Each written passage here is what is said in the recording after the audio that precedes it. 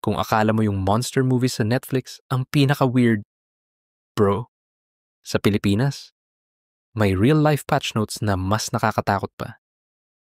No CG, I needed. Narration. Capiz, isa sa pinakakilalang probinsya na may tunay na aswang sightings for decades. Locals reported strange noises every night. Hindi iyan normal na ibon, hindi iyan pusa, malalaking pakpak, umaaligid sa bubong ng mga bahay tulad ng predator na naghahanap ng baby.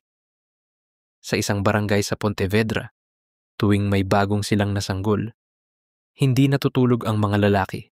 Nagbabantay sila buong gabi na may asin, bawang, itak at torch. Kasi sabi nila, may nilalang na lumilipad sa bubong, naghihintay lang ng tamang oras. May komadrona pa na nagsabi, nakita niya ang mahabang itim na dila. Dumudungaw sa pagitan ng kawayan. Diretso papuntang baby crib. Maraming beses pa tumawag ng pulis ang mga tao dahil sa kakaibang tunog ng paglapag at pagkamot ng bubong. Hanggang ngayon, naniniwala ang mga taga-Capiz na hindi talaga nawala ang aswang.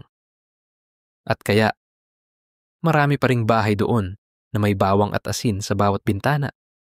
Just in case, bumalik ulit at lumipad ulit sa dilim. CTA ending.